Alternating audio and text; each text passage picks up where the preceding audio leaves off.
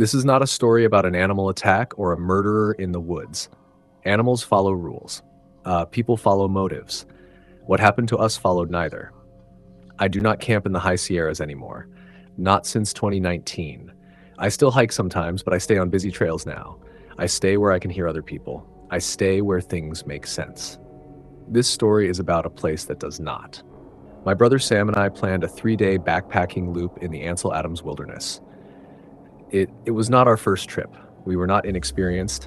We had done long-distance hikes, off-trail navigation, and winter camping before. We trained regularly, we checked weather reports, we packed carefully, we brought paper maps, we brought compasses, we brought 2 GPS devices with fresh batteries and updated maps. We did not rely on luck. The loop was supposed to be simple, about 28 miles total. Forest Trail the first day, Alpine Valley the second, a long ridge walk on the third, then back to the trailhead. Nothing extreme, nothing dangerous. The first day went exactly as planned. The trail climbed slowly through pine forest, the air was dry and clean, the sky was clear. We talked about work, about family, about nothing important. We made camp near a creek just before sunset. We cooked freeze-dried food. We slept well. Nothing felt wrong. The second day started early. We broke camp, checked our bearings, and continued south. According to the map, we were supposed to reach a split peak mountain by mid-afternoon. That mountain marked our turn east toward the valley. We had studied photos of it before the trip. It was distinctive. 2 sharp points, like broken teeth. The trail that morning was narrow but clear. Tall lodgepole pines stood close together, blocking most of the wind. The forest was quiet in a normal way. Birds, footsteps, breathing. Around noon, we stopped for lunch. Everything still felt fine. Around 3 in the afternoon, we came across a fallen tree blocking the trail. It was a large cedar, thicker than a car, lying sideways across the path. The bark was blackened and split down the middle. A lightning strike had cracked it open like firewood. One side was peeled back, exposing pale wood inside. We stopped there to rest. We leaned our packs against the log. We ate jerky and trail mix. Sam pulled out his knife and carved a small X into the burned wood. He always does that. It is a habit he picked up years ago. A way of marking a spot, even when there is no reason to. I remember the sound the knife made. A soft scrape, dry wood. We rested for about 10 minutes, then stepped over the log and continued hiking. The trail ran straight, no switchbacks, no forks. According to the map and GPS, we were moving south in a clean line. We hiked for 2 more hours. At 5 in the afternoon, we rounded a gentle curve in the trail and stopped. The fallen cedar was in front of us again. Same position, same lightning split, same blackened bark. Sam laughed at first, a short laugh, confused.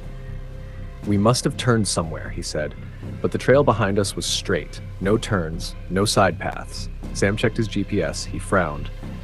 It says we've been walking south for 6 miles, he said. No loops, no circles.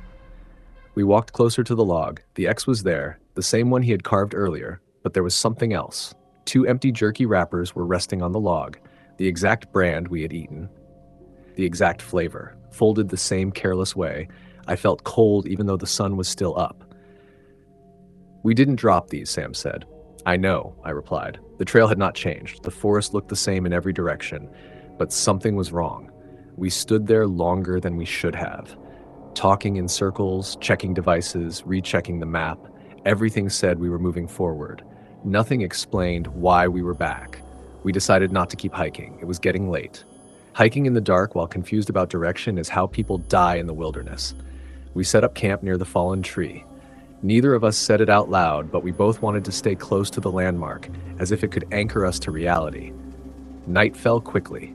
At first, everything seemed normal. We cooked dinner. We talked quietly. We avoided jokes.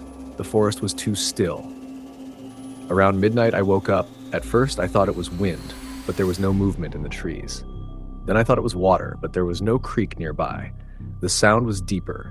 It was a low hum, steady and constant.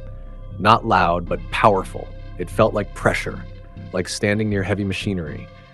I could feel it in my chest, in my teeth. It was not coming from one direction. It felt like it was everywhere. Then I heard voices. They did not sound close. They did not sound far. Distance did not apply to them. It sounded like a radio playing somewhere in the woods. A conversation, a man and a woman. They were talking about ordinary things, weather, time, laughing softly. But the rhythm was wrong. Words were out of order. Pauses came in strange places. June, the laughing is hot. Weather, blue, yes. Sam was awake too. I could see him sitting up in his sleeping bag. That's not a person, he said quietly. I wanted to tell him it was nothing, that it was our minds. But the sound was real, too structured to be random, too broken to be human. I told him not to leave the tent. I held my bear spray even though I knew it was useless. The humming continued until morning. When the sun rose, the sound stopped instantly, like a switch had been turned off. We packed without eating. We did not discuss options. We agreed to leave the loop and head back toward the trailhead. We moved fast. After 3 miles, we saw the fallen cedar again. This time, there were 4 jerky wrappers on it and 2 X marks. One was fresh. The other was gray and worn, as if it had been carved years ago. Sam checked his watch. The seconds were wrong. They jumped forward and backward. Numbers repeated, skipped. Time itself felt unstable. Then we saw movement ahead on the trail. 2 figures were walking toward us. They had the same packs, the same clothes, the same posture. As they got closer, I understood. They looked like us. But their faces were wrong. Smooth, no eyes, no mouths. Their skin vibrated slightly, like it was under tension. They passed us without stopping. As they did, I heard my own voice come from one of them. The weather is blue in June. We ran. We left the trail and went downhill through loose rock and brush. We fell. We scraped our hands. We did not stop.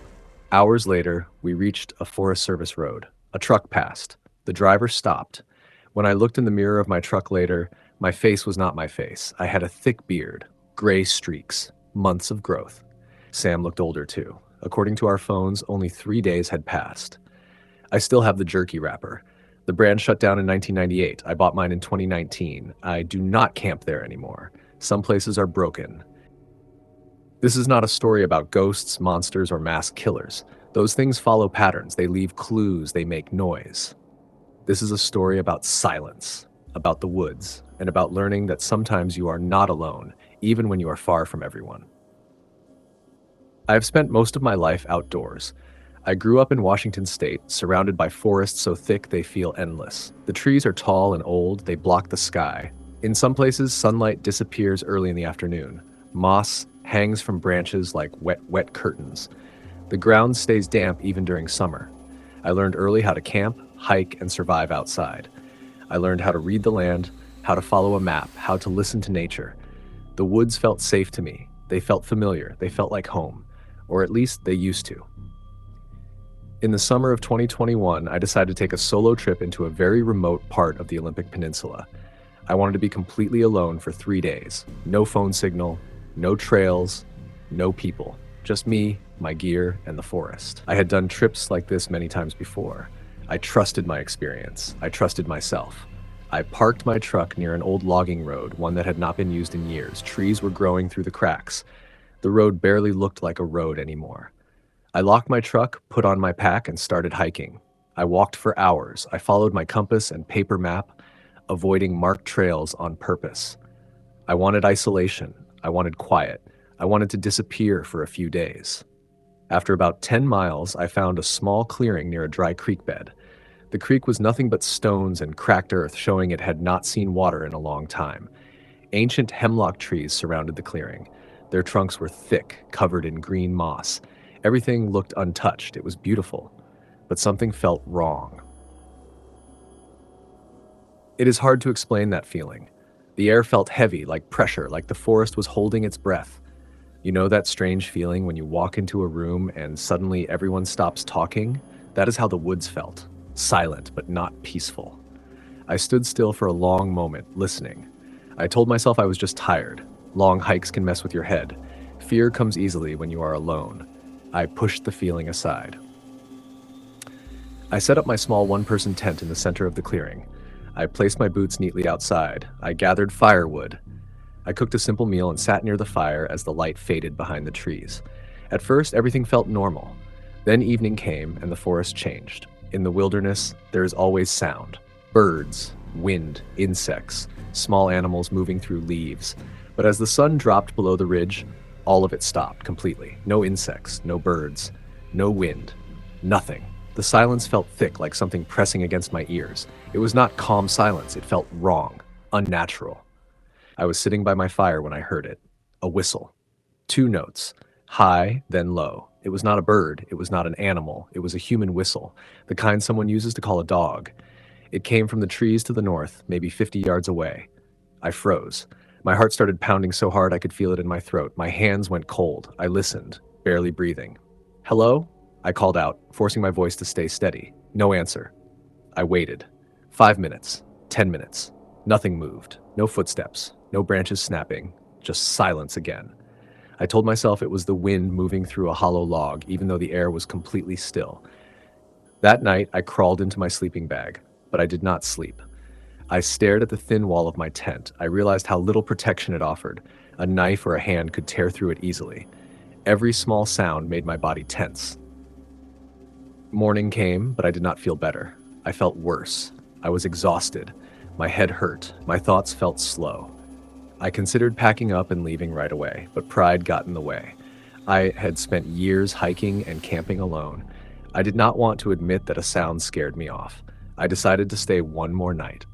I walked down to the dry creek bed to filter water. I was gone for about 20 minutes. When I came back, my stomach dropped. My boots were no longer where I had left them. They had been neatly placed outside my tent, side by side. Now they were 3 feet away, turned toward the forest, perfectly aligned. Someone had picked them up and moved them carefully. My heart started racing. I scanned the trees. I felt exposed, small. "I have a gun," I shouted, even though it was a lie. "I can see you." Nothing answered. The moss on the trees moved slightly, but there was no wind. The rest of the day passed in fear. I did not hike. I did not explore. I sat with my back against a tree, watching every direction. I felt like I was being watched constantly. That feeling is physical. The skin on the back of your neck tightens. Your instincts scream that something is wrong. As evening came, I made a decision. I would leave at first light. That night, I did not light a fire. I stayed inside my tent, zipped in completely, listening. The forest stayed quiet. Around 2 in the morning, I heard footsteps. Crunch, proj, pause. Something was walking slowly around my tent. The steps were heavy. Too heavy for an animal. Deer move fast and uneven. This was steady, upright, human. The footsteps moved in a wide circle around me. Then they stopped. I heard fabric stretching. Something leaned against the back of my tent. The nylon pressed inward. I could see the shape of a head and shoulders through the thin material, inches from my face. The person was not trying to get inside. They were just leaning there, breathing. I could not move. I could barely breathe. Then I heard a sound that turned my blood cold. A sniff, slow, wet. The person outside was smelling me. My hands shook as I reached for my bear spray. My fingers barely worked. Panic filled my chest. I screamed, "Get away from me!" The pressure vanished instantly. Heavy footsteps ran away through the brush, crashing loudly, not trying to hide. Then, silence. I did not sleep after that. Before sunrise, I packed my bag inside the tent. I kept my headlamp dim. When I finally stepped outside, the early morning light revealed something I will never forget. Small piles of stones surrounded my campsite. Dozens of them. Each pile had 3 stones stacked carefully. They formed a perfect circle around my tent. Someone had spent hours building them while I sat inside, unaware. Then I saw the stove. On top of it was a small wooden doll. It was carved by hand, rough, simple. No face, just the shape of a human body. Around its neck was a loop of hair. My hair. The hair I had cleaned out of my brush and thrown into the fire pit the night before. I did not think. I ran. I grabbed my pack and pushed south toward the road. I did not follow a trail. I forced my way through brush and uneven ground. Branches cut my arms, rocks twisted my ankles, my lungs burned, my shoulders screamed with pain. I did not stop. Near noon, I reached my truck. I threw my gear into the back and drove until I reached a town. Then I went straight to the police station. I told the deputy everything. He listened quietly. When I mentioned the location, his face changed. "You were near the old Miller claim?" he asked. "I think so," I said.